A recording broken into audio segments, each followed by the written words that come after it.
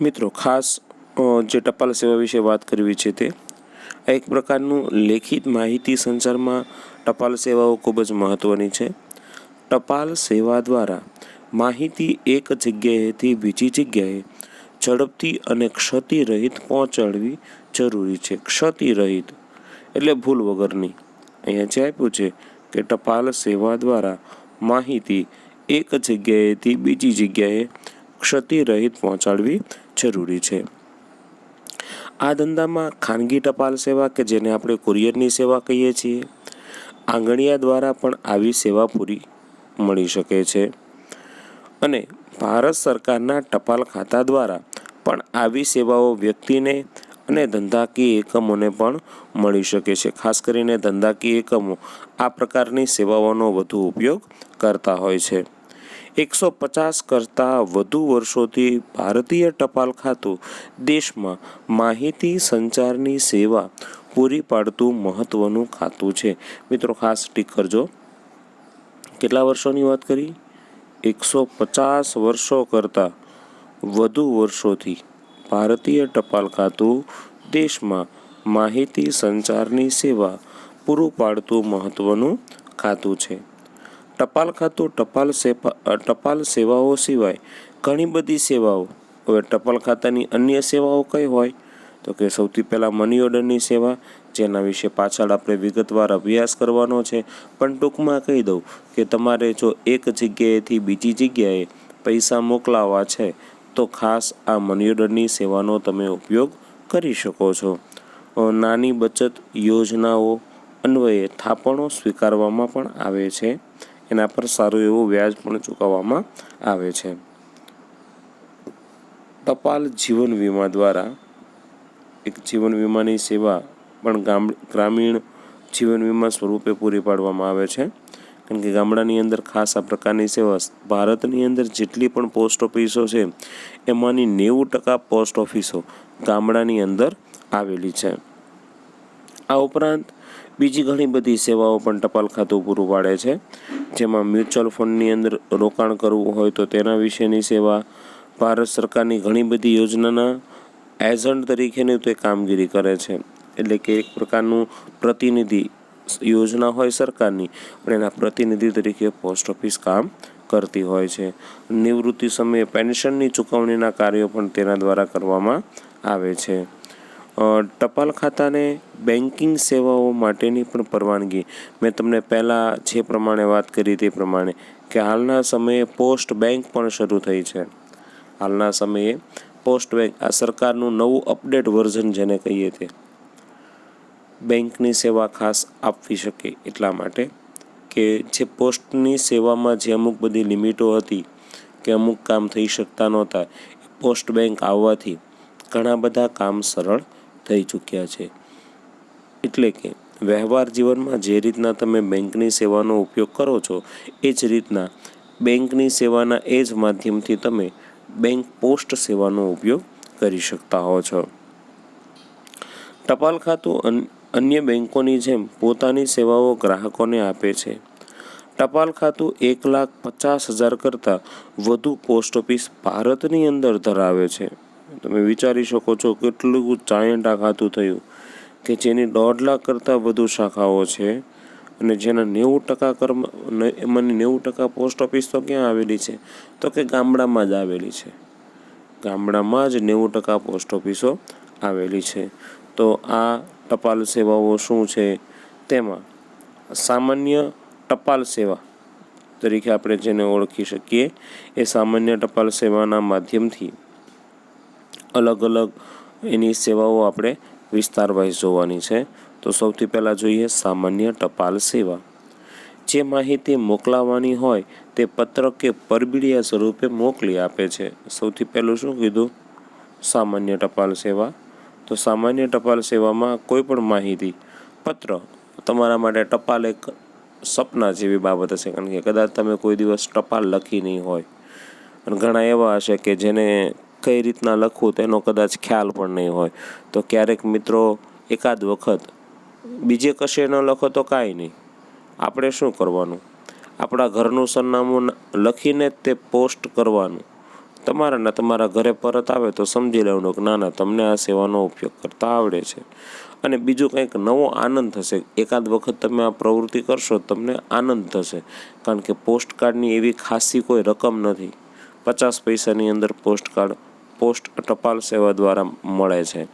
તો તમે પોસ્ટકાર્ડ લ્યો, એમાં બધું લખો, તમને જે કાંઈ ખુશી ખબર લખવું હોય તે, ઘરના સભ્યોની સારા અંતર પૂછવા હોય તે બધી બાબત લખ્યા પછી સરનામું લખો અને પોસ્ટ ઓફિસની અંદર તેને પોસ્ટ કરી દો. પોસ્ટ કર્યા બાદ વધીને 1-2 દિવસની અંદર એ ટપાલ સેવાના માધ્યમથી એ પોસ્ટમેન તમારા ઘરે આ સેવા અંતર્ગત ટપાલ આપવા માટે આવશે. ત્યારે તમને કંઈક અલગ પ્રકારનો આનંદ થશે કે મેં લખેલી ટપાલ જ મને પરત મળી. ના, આ સેવાની અંદર કંઈક સત્યતા રહેલી છે. તો પરબીડિયું એટલે કવર સ્વરૂપે પણ આ પ્રકારની સેવા તે પૂરી પાડે છે. હવે બીજું આવે છે રજિસ્ટર્ડ પોસ્ટ, જેને આપણે નોંધાયેલી ટપાલ કહીએ છીએ. એ નોંધાયેલી ટપાલ શું છે? ટપાલ ખાતું નોંધાયેલી ટપાલ એટલે કે રજિસ્ટર્ડ પોસ્ટની સેવા આપે છે. મિત્રો, તમારે બંને યાદ રાખવાનું. રજિસ્ટર્ડ પોસ્ટ પણ ઘણી વખત કહી દે અને ઘણી વખત નોંધાયેલી ટપાલ પણ કહે છે. નોંધાયેલું એટલે કે રજિસ્ટર્ડ થયેલું.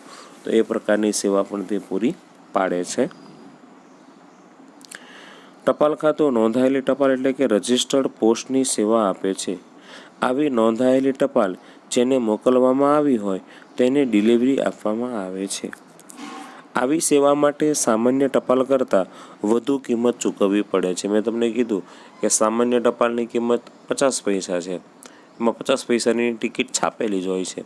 પણ રજિસ્ટર્ડ પોસ્ટ હોય તો એમાં લગભગ, જો બુક પોસ્ટ હોય તો 4 રૂપિયાની ટિકિટ લગાવવી પડે. રજિસ્ટર્ડ પોસ્ટ હોય મતલબ કવર પેક કરેલું હોય તો ઓછામાં ઓછું 5 રૂપિયા.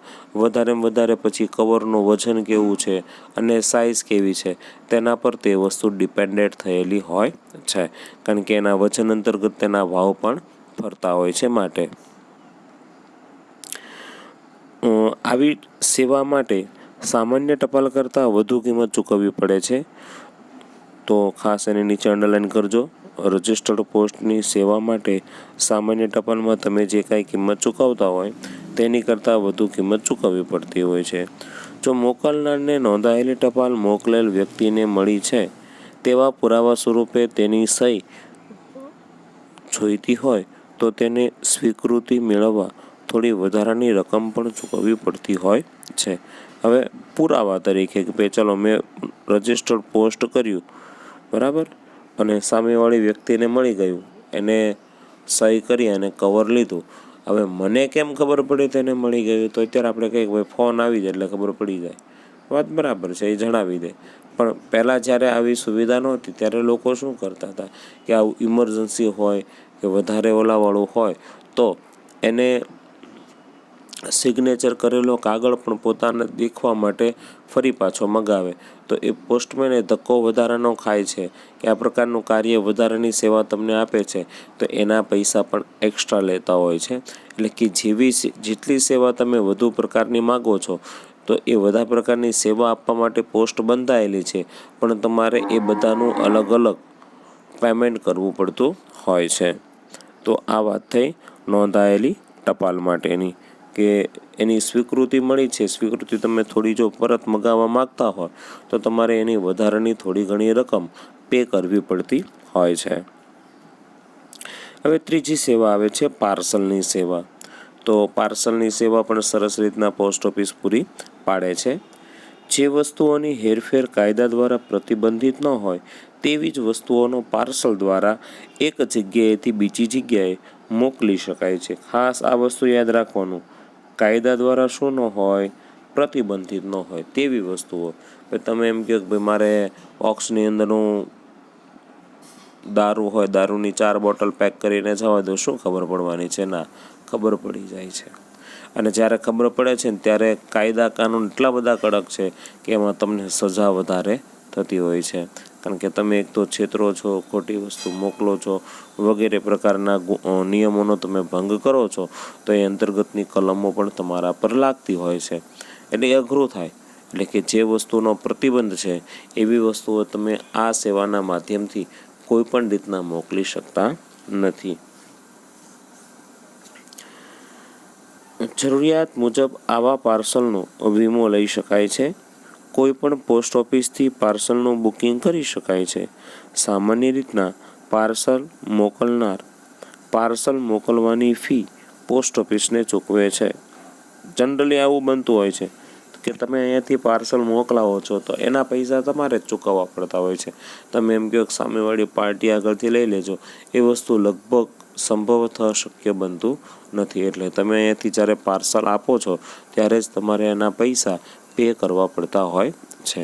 તો આ વાત પાર્સલ સેવાની કે પાર્સલ સેવાના માધ્યમથી તમે આ પ્રકારનું કાર્ય કરી શકતા હો છો. મિત્રો, હવે આવે છે વેલ્યુ પેએબલ પોસ્ટ, જેને વીપીપીની સેવા તરીકે ઓળખવામાં આવે છે. આ વીપીપીની સેવા પણ ખૂબ મહત્ત્વની છે અને પહેલાંના લોકો આ પ્રકારની સેવાનો ઉપયોગ પણ ખાસ કરતા હતા. સમજો કે મને યાદ છે ત્યાં સુધી બાળપણમાં અમે જ્યારે 6ઠા 7મા ધોરણમાં અભ્યાસ કરતા હતા ત્યારે આ પ્રકારના પત્રમાં આવતું હતું કે ભાઈ અમારે નવનીતને કે અપેક્ષિત વિભાગને લગતા હતા કે ભાઈ અમારે આટલા પ્રકારના પુસ્તકની જરૂર છે તો તમે અમને મોકલી આપશો, પુસ્તક મળતા અમે પેમેન્ટ કરી આપશું. તો એ સેવા આપને વીપીપીના માધ્યમથી જ પૂરી પાડવામાં આવતી હતી. ઉત્પાદક કે વેપારી ગ્રાહકના ઓર્ડર પ્રમાણે પાર્સલથી ટપાલ ખાતા દ્વારા માલ મોકલાવે છે. જે માટે માલ મળે ત્યારે ગ્રાહક પાર્સલ સેવાની કિંમત તથા માલની નક્કી કરેલી કિંમતની ચૂકવણી ટપાલ ખાતાને કરે છે. ખાસ જોજો કે જેવો વ્યક્તિને માલ મળે છે ત્યારે તે પાર્સલ સેવાની કિંમત અને જે કાંઈ પૈસા લેવાના છે નક્કી કરેલી કિંમતની ચૂકવણી એ ટપાલ ખાતાને કરે છે. ટપાલ ખાતું મેળવેલ રકમ ઉત્પાદક કે વેપારી સુધી પહોંચે છે, એટલે કે ચૂકવે છે, ચૂકતે કરે છે. આ સેવાનો ફાયદો એ છે કે તમે વેપાર અજાણ્યા વ્યક્તિ સાથે કરવા માગતા હોય તો પણ તમે કરી શકો છો, કારણ કે એને તો જ્યારે માલ મળશે ત્યારે જ એને પૈસા આપવાના છે અને જ્યાં સુધી પૈસા નહીં આપે ત્યાં સુધી ટપાલ ખાતાનો આ વ્યક્તિ જે હશે એને પાર્સલ આપવાનો નથી.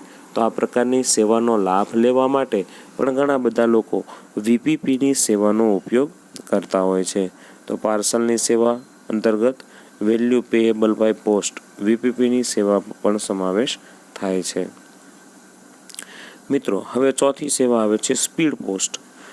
એ પણ એક પ્રકારની પાર્સલની સેવા છે, પણ શબ્દ આવ્યો ને સ્પીડ પોસ્ટ. સ્પીડ એટલે ઝડપી. જ્યારે બહુ ઇમરજન્સી હોય, ઝડપથી માહિતીને કે માલસામાનને એક જગ્યાએથી બીજી જગ્યાએ પહોંચાડવો હોય ત્યારે સ્પીડ પોસ્ટની સેવાનો ઉપયોગ કરવામાં આવતો હોય છે.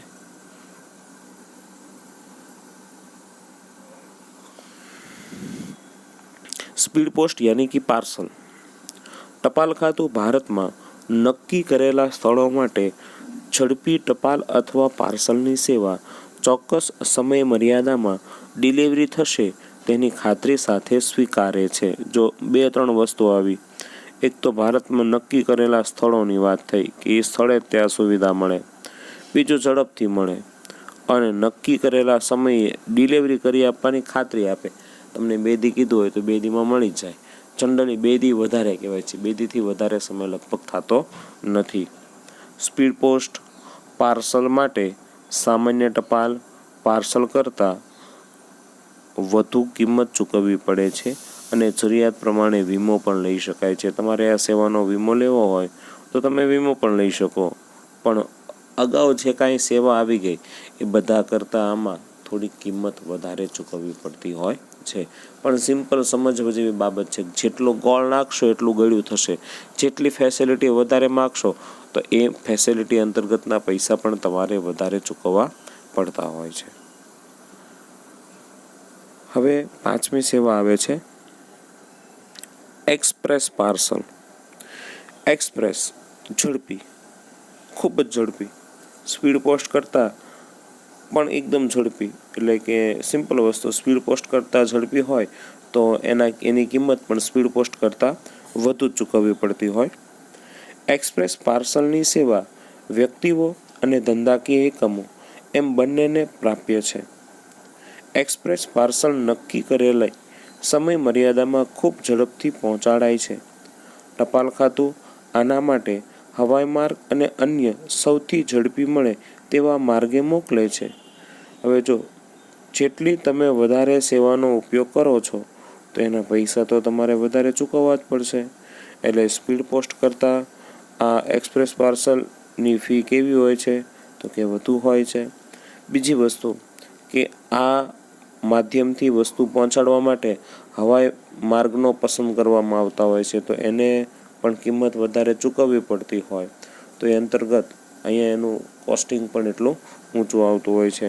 ટૂંકમાં તમે જેટલું ઝડપથી કામ કરવા માગશો તો એ અંતર્ગતના પૈસા તમારે વધારે ચૂકવવા પડતા હોય છે.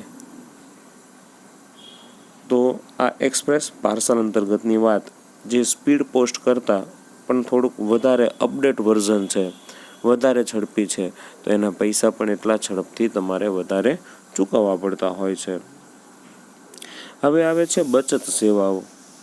બેંકની અંદર જે રીતના આપણે બચત ખાતું ધરાવતા હોઈએ છીએ, જેમાં આપણી મૂડી બચાવેલી જે હોય છે તે મૂકતા હોય છે, તો આવી બચાવેલી મૂડીને પણ ટપાલ ખાતાના આ બચત સેવાઓના માધ્યમથી પણ તમે મોકલી શકતા હોય છો અને મૂકી શકતા હો છો. ટપાલ ખાતું બેંકની મારફત બચતકારોની વિવિધ પ્રકારની સેવા પૂરી પાડે છે. હવે જેમાં બચત ખાતું 5 વર્ષીય રિકરિંગ ડિપોઝિટ, સૌથી પહેલાં કયું ખાતું કીધું બચત ખાતાની સેવા આપે છે?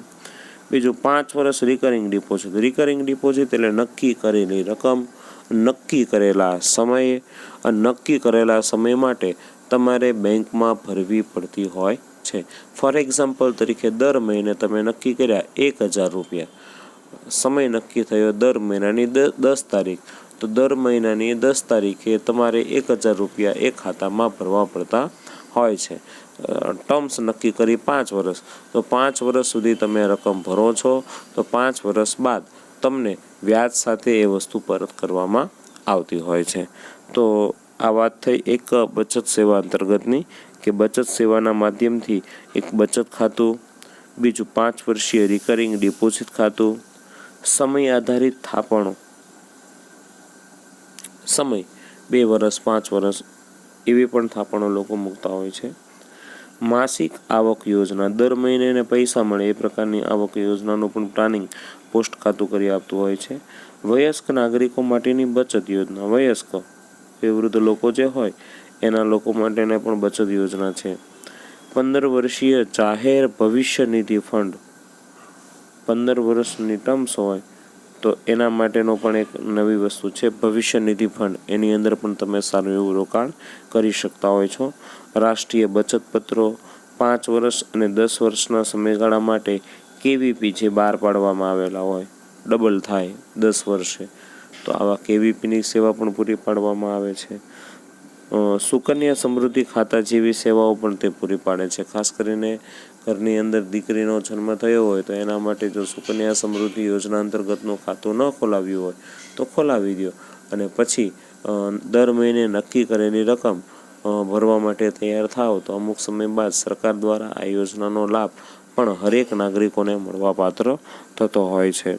તો આ બચત સેવાઓ વિશેની વાત થઈ.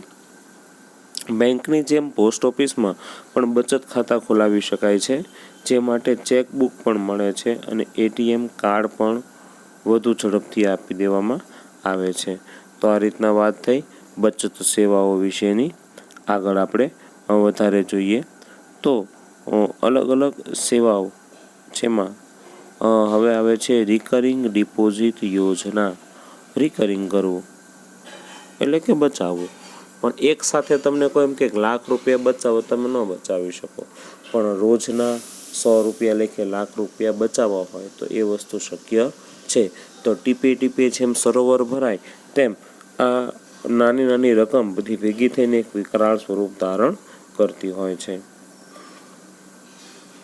તો મિત્રો રિકરિંગ ડિપોઝિટ યોજનાઓ જે છે તે આપણે જોવી છે.